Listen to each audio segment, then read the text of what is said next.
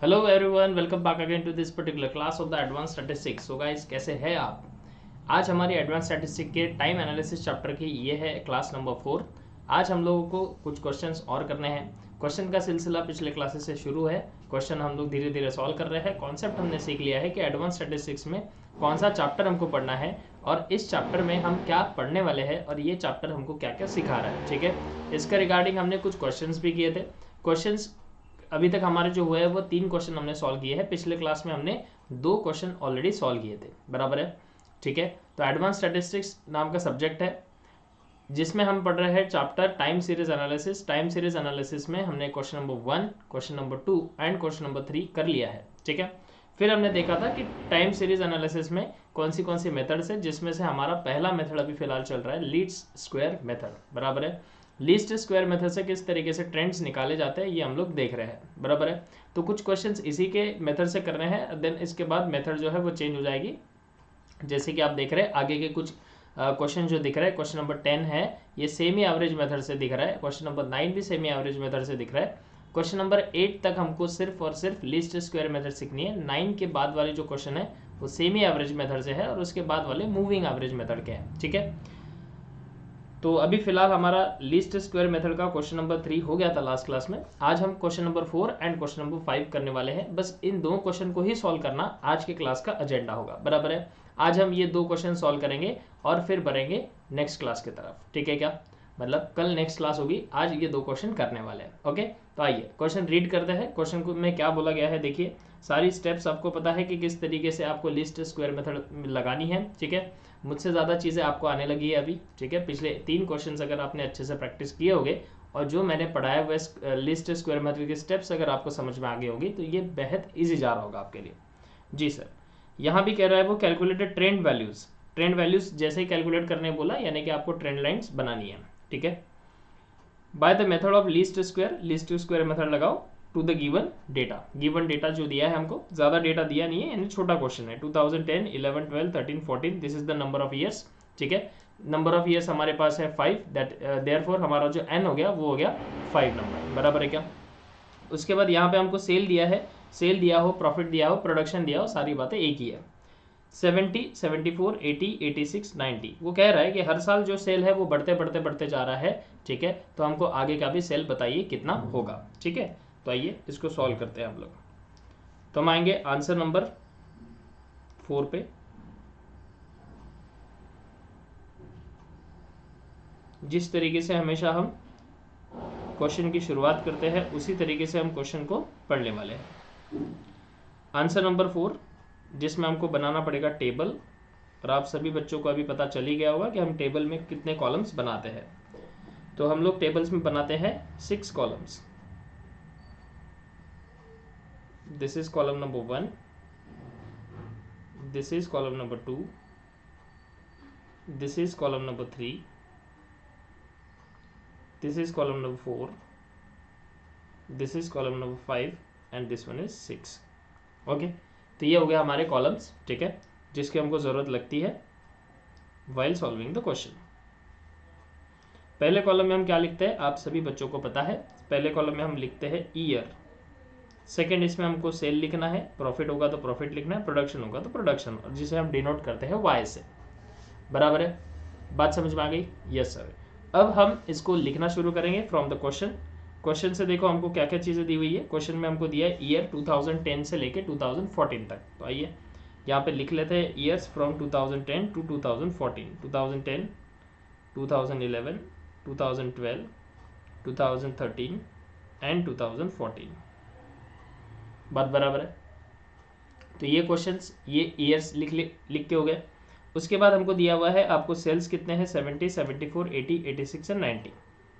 तो 70, 74, 80, 86 and 90, this is our sales. ठीक है, अब हमको करना क्या है, वही चीज़ें। सबसे पहले हमको मिडल ईयर जज करना है। मिडल ईयर कौन सा होगा, आप देख के भी बता सकते हो कि मिडल ईयर कौन सा हो रहा है। तो ये आपको समझ में आ रहा है कि 2012 जो हुआ ये मिडल ईयर हुआ, बराबर है।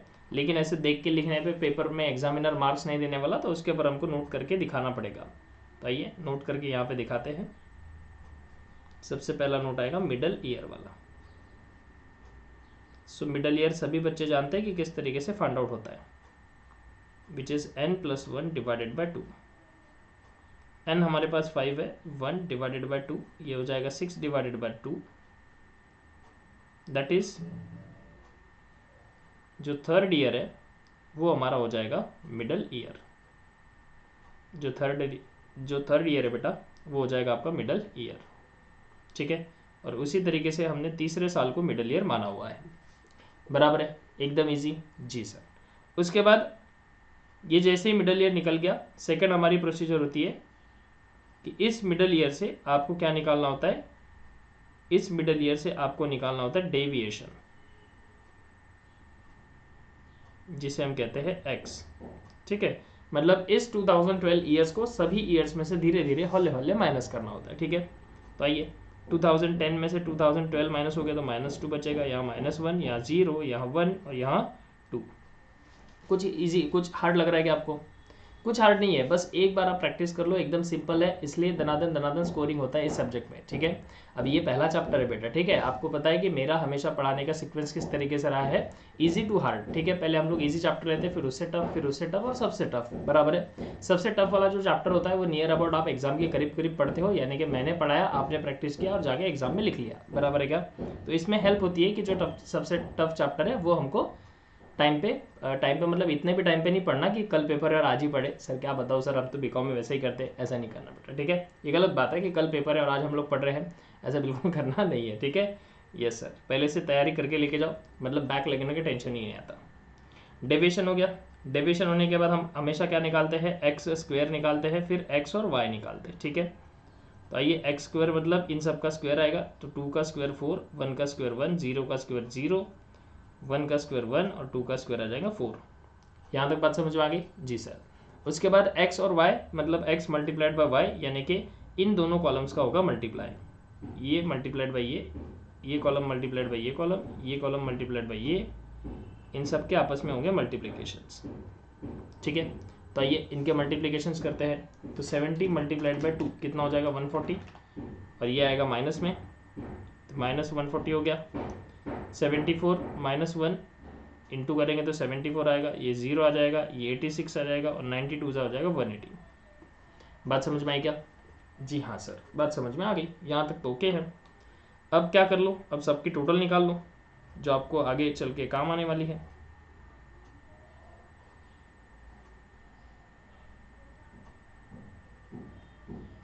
सबकी टोटल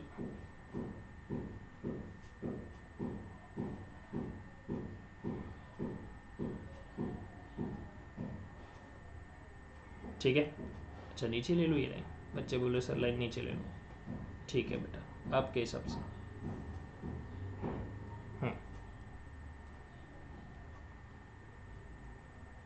यहाँ पे हमारे पास n जो आ गया वो 7 आ गया।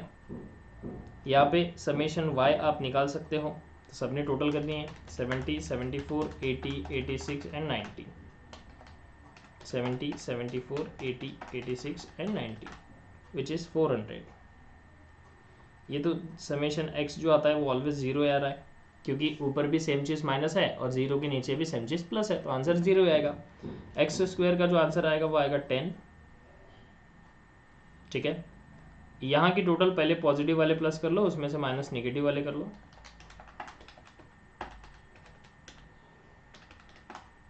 जो क्या आएगा 52, ठीक है। यहाँ तक तो बात हो गई, सारा डेटा रेडी है। अब क्या करना है, बस आपको ट्रेंड लाइन निकालनी है और रेट ऑफ ग्रोथ निकालना है, बात खत्म हो गई, ठीक है।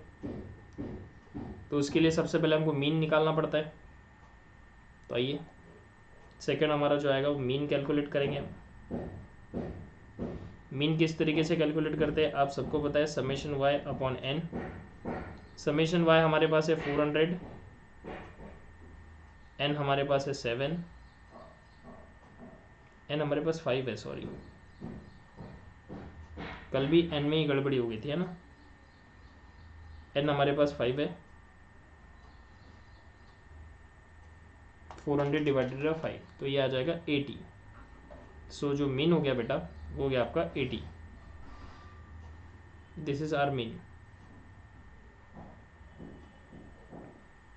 मीन निकलने के बाद आपको चाहिए रेट ऑफ ग्रोथ, क्योंकि ट्रेंड लाइन अगर निकालनी है तो RG भी लगता है।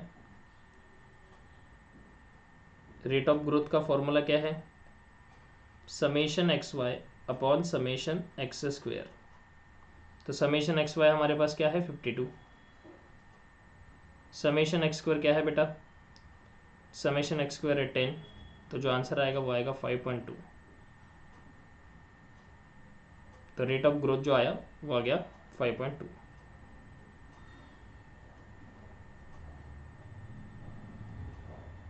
रेट ऑफ ग्रोथ जो आया वो आया 5.2 आ गया।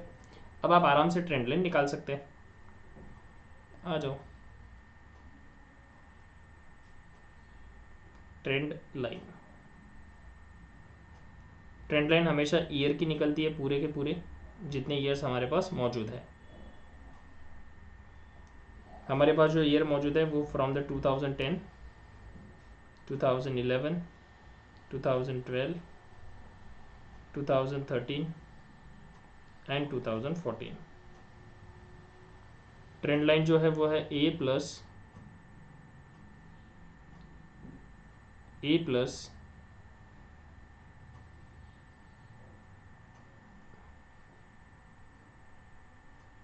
ट्रेंड लाइन का जो फॉर्मूला है वो क्या फॉर्मूला था? छोटा सा, time deviation into rate of growth. ठीक है, ये हमारा फॉर्मूला हो गया। ये फॉर्मूला किसका है? ट्रेंड लाइन का। अब इस ट्रेंड लाइन के फॉर्मूले को आपको पूरा इसमें पुट करना है। इस फॉर्मूले में हर एक साल की वैल्यूज आपको पुट करनी है। आपका आंसर आपके सामने।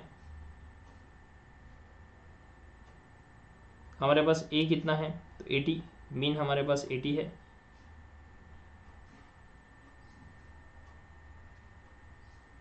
फिर आता है प्लस, तो ये हो गया प्लस का साइन। फिर आता है टाइम डेविएशन, तो ये ऊपर देखो, ये जो कॉलम है -2, -1, 0, 1 और 2, ये हो गया टाइम डेविएशन।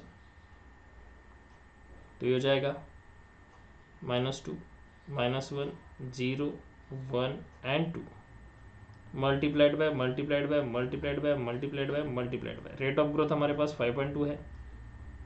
तो 5.2, 5.2, 5.2, 5.2, 5.2 इक्वल्स टू हमारे पास सभी ट्रेंड लाइन का फॉर्मेट रेडी है। ठीक है, करना कुछ नहीं है, वैल्यू को putting the value and getting the answer, that's it, simple as that. ठीक है, चलिए आइए, 2 × 5.2 - 80 विच इज 69.6। तो 69.6 ये हो गया हमारा पहला ट्रेंड वैल्यू। 80 - 5.2 आ जाएगा ये 74.8 which is our second, 80 which is our third trend value, 85.2 and 90.4। ये जो भी आई ये सारी की सारी हमारी हो गई ट्रेंड वैल्यूज। ये सारी की सारी हमारी कौन सी वैल्यूज हो गई? ट्रेंड वैल्यूज हो गई। बात समझ में आ गई? जी हाँ सर। यहाँ तक किसी को कोई डाउट आ रहा है? नहीं आ रहा है। ठीक है, ये सारी की सारी ट्रेंड वैल्यूज उठा के हमको लिखनी है कॉलम्स में। यहाँ जाके लिखनी है ट्रेंड वैल्यूज,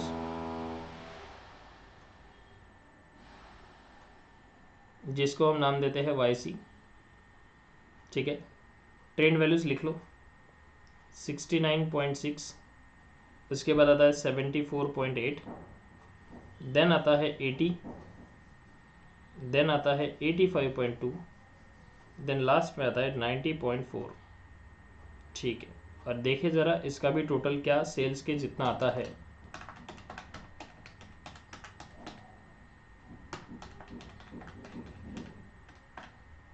यस जी हाँ। सो जो ट्रेंड वैल्यू आ रहा है समेशन YC जो आ रहा है वो भी आ रहा है हमारा 400 रुपीज़। देयरफॉर हमने जो सॉल्व किया वो हमारा क्वेश्चन सही है। ओके, इस क्वेश्चन में और कोई रिक्वायरमेंट नहीं थी। इस क्वेश्चन में ऐसा बिल्कुल नहीं बोला था कि आप सेल हमको इस साल का निकाल के दो या इस साल का निकाल के दो, इसलिए हम इसमें कोई भी आगे की चीज़ें सॉल्व नहीं करेंगे। बराबर है, बात समझ में आई क्या? यहाँ तक सबको क्लियर है? जी सर। कोई यहाँ पे पूछा नहीं है कि आपको आप इस तरीके से वैल्यू निकालो एंड उस तरीके से वैल्यू निकालिए। ठीक है, तो बस ये हो गया आपका final answer for the 4th question. ठीक है, कॉपी इट।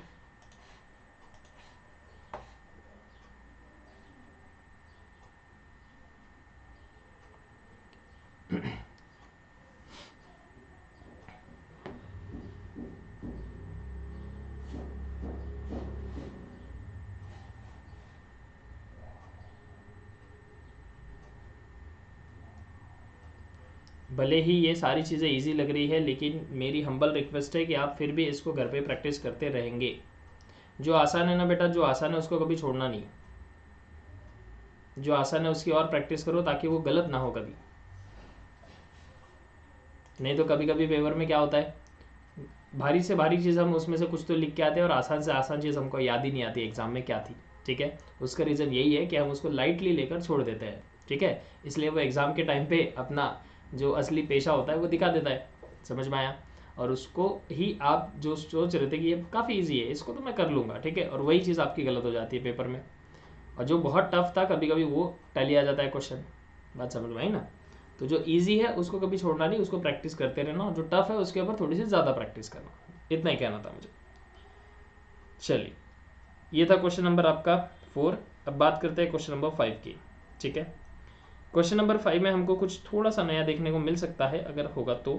बोलता है from the following given below, data given below, fit a curve of the type y is equal to a plus b x. बराबर है, तो देखेंगे कर्व जो है वो इस फॉर्मेट में हमको फिट करना है, नथिंग एल्स।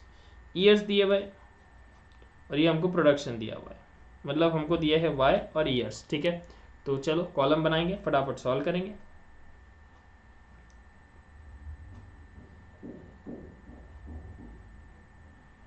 पेज अगला ही लेना पड़ेगा। This is answer number 5।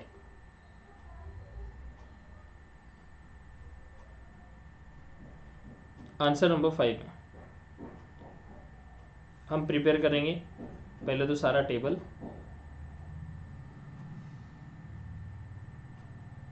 ठीक है जी, पहले सारा सारा टेबल हम लोग क्या करेंगे, यहाँ पे लिखेंगे।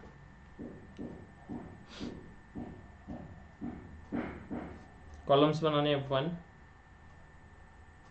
2 3 4 एंड 5।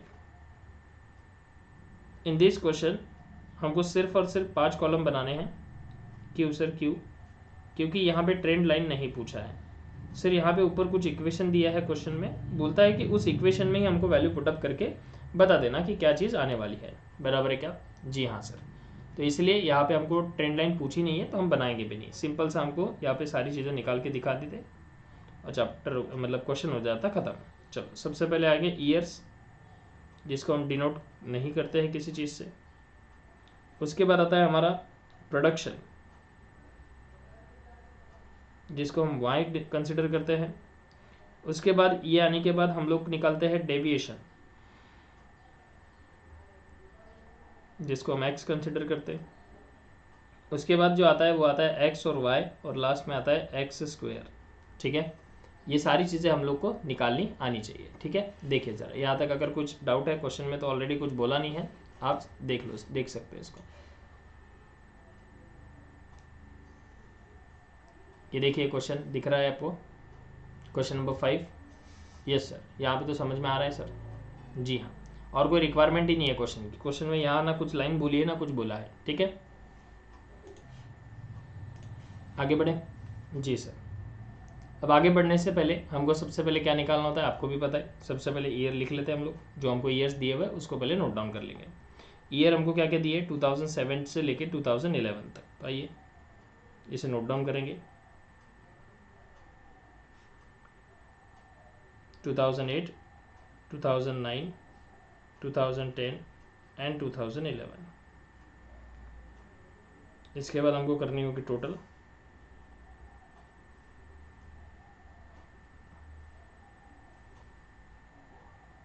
ठीक है, इसके बाद टोटल करनी होगी। उसके बाद दिया हमको प्रोडक्शन, तो प्रोडक्शन आपके पास कितने कितने दिए हुए हैं, 132, 142, 157, 170 एंड 191। तो जो प्रोडक्शन है वो दिया है 132, 142, 157, 170 एंड 191। ठीक है, दोनों चीज़ की टोटल हम कर सकते हैं तो कर लेंगे। n जो हमारे पास है वो 1 2 3 4 5 है। ठीक है, इसका टोटल समेशन y हो जाएगा कितना, 132 प्लस 142 प्लस 157 प्लस 170 प्लस 191। तो जो आ रहा है वो 792 आ रहा है टोटल। अपने मर्जी से 790 राउंड ऑफ कर देता हूँ सर, ऐसा करना नहीं है। ठीक है, जो आंसर आया वही आंसर आपको स्टैटिस्टिक्स में लिखना है। ठीक है, उसके आंसर्स कुछ भी आ सकते हैं, उठ पटांग आते हैं आंसर्स। कभी कभी ऐसा लगेगा 99.10 आंसर आ रहा है, तो ऐसा नहीं कि 100 कर दो उसको, ना ना, ऐसा नहीं करना बिल्कुल। ठीक है, हाँ, तो ये डेविएशन हो गया आपका, सॉरी ये एक्स वाई हो गया, वाई की टोटल हो गई। अब हमको क्या करना है, मिडल ईयर निकालना है। मिडल ईयर निकालने के बाद हम निकाल सकते हैं डेविएशंस। तो सबसे पहला step is that find out the middle year. The first step is that find out the middle year. The formula to find out the middle year is n plus 1 divided by 2. Now what is n? N is 5 plus 1 divided by 2. So it becomes 6 upon 2, that is answer is 3, which means third year is our middle year. So calculate from the above. We find that 2009 is the middle year. ठीक है, यहाँ तक बात समझ में आ गई सबको। हमने ये देखा कि मिडल ईयर निकालने के बाद जो थर्ड ईयर है वो कौन सा ईयर हो गया, मिडल ईयर हो गया। ऊपर से तीसरा ईयर मतलब 2009 आता है। ठीक है, अब जो मिडल ईयर है उसमें से हमको निकालना है डेविएशन। तो मिडल ईयर से डेविएशन निकालने के लिए आपको जो मिडल ईयर है उस मिडल ईयर को सभी ईयर्स में से माइनस करना पड़ेगा। तो 2007 में से 2009 को हटा दो तो -2, इसी को 2008 से माइनस करो तो -1, 0 आ जाएगा, ये 1 आ जाएगा और ये 2 आ जाएगा, राइट। सो जो समेशन x है वो आंसर आएगा 0। जो समेशन x आएगा वो कितना आएगा, 0 आएगा हमेशा की तरह। ठीक है, ओके जी। अब इसको सॉल्व करने के बाद क्या करना पड़ता है, x और y दोनों के मल्टीप्लाई करने पड़ते हैं, बराबर है क्या। x और y का multiply 132 multiplied by 2 which is -264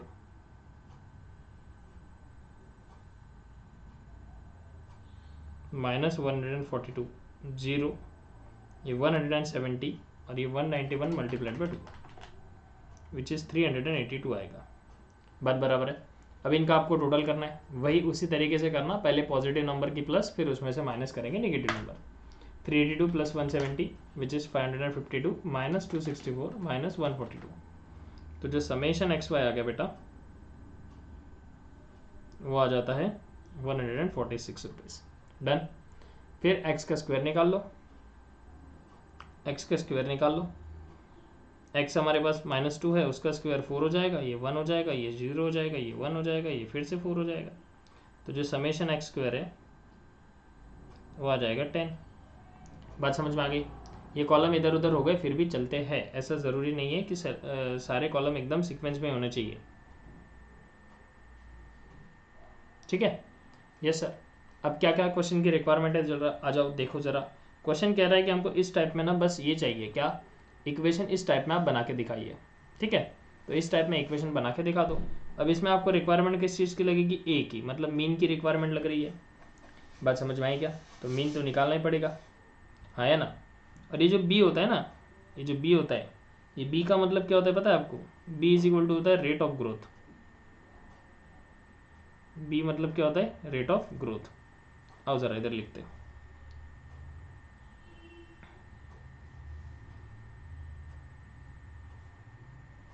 In question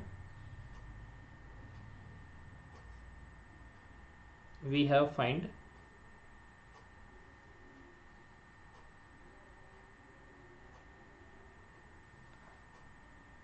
y is equal to a plus bx। ठीक है, तो यहाँ पे ये जो a है और ये जो b है इनके अलग अलग मीनिंग आते हैं। a मतलब यहाँ पे होता है मीन, जो कि आपको पता है, और b मतलब होता है रेट ऑफ ग्रोथ, बराबर है। अब इसको फाइंड आउट करना पड़ेगा। दोनों को निकालना पड़ेगा, मीन भी निकालना पड़ेगा और रेट ऑफ ग्रोथ भी निकालना पड़ेगा।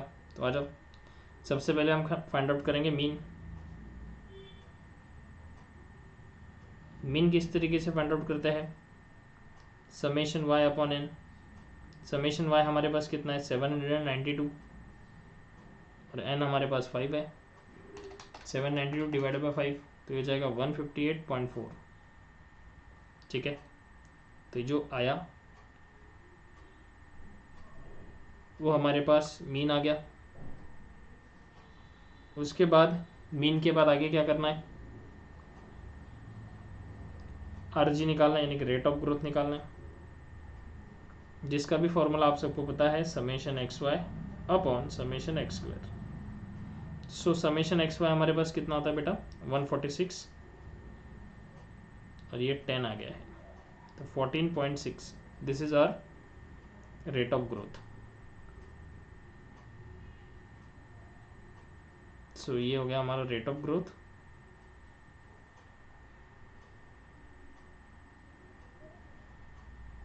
और ये हो गया हमारा मीन।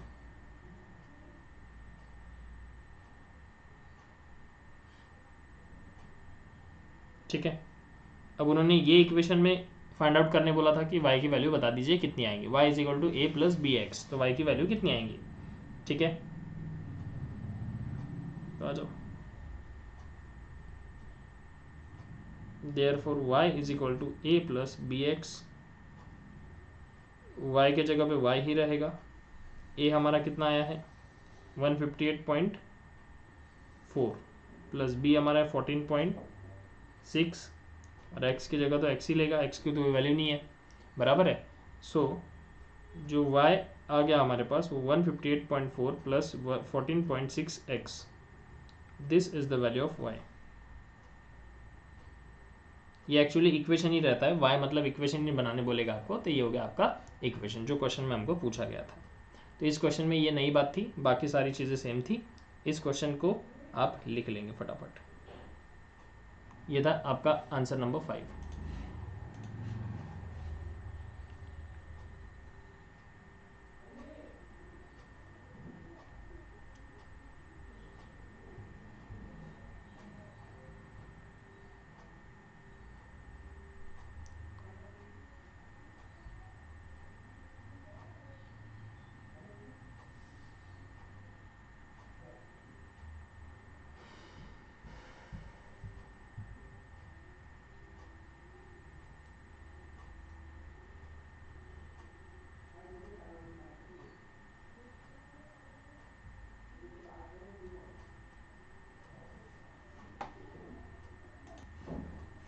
ठीक है जी, यहाँ तक हो गया जी। हाँ सर, तो क्वेश्चन नंबर 5 भी डन, क्वेश्चन नंबर 4 भी डन, डन डना डन। सर वाह, ये तो बहुत बढ़िया सब्जेक्ट है, ये तो फटाफट क्वेश्चंस होते हैं। बिल्कुल होते हैं बेटा, बिल्कुल होते हैं। क्वेश्चन नंबर 6 जो दे रहा हूँ मैं, दे रहा हूँ आपको होमवर्क। ये क्वेश्चन आपने करके लाना है होमवर्क। ठीक है, जो बच्चे होमवर्क करके लाएंगे वो मुझे इस नंबर पे, ये जो नीचे स्क्रॉल कर रहा है नंबर, इस नंबर पे आप सेंड करोगे, बराबर है। अदरवाइज जो बच्चों ने क्लासेस ऑलरेडी परचेस की है या करना चाहते हैं, ठीक है, तो वो जब आप क्लास परचेस करोगे तो आपको हमेशा की तरह पता है कि ये जो होमवर्क्स दिए जाते हैं, ये होमवर्क की शीट में अलग से ऐप पे अपलोड कर देता हूँ। ठीक है, तो आप वहाँ से इसके आंसर चेक कर सकते हो। डन, बात बराबर है जी सर। तो बस क्वेश्चन नंबर 6 आपको आज का होमवर्क है। क्वेश्चन नंबर 7 और क्वेश्चन नंबर 8 ये हमारा नेक्स्ट क्लास का एजेंडा रहेगा, जो कि हमारी लास्ट क्लास रहेगी। ठीक है, ऑन द यूट्यूब। उसके बाद जब हम ऐप पे चालू करेंगे क्लासेस, तो वो सेमी एवरेज मेथड हमारी क्लास नंबर 6 में आएगा, बराबर है। तो आज की क्लास में हमने आपको 2 क्वेश्चन सिखा दिए, question number 4, question number 5। Question number 6 आपको दिया है होमवर्क। क्वेश्चन नंबर 7, 8 के लिए मिलते हैं नेक्स्ट क्लास में, और तब तक के लिए bye bye, take care and God bless you बेटा।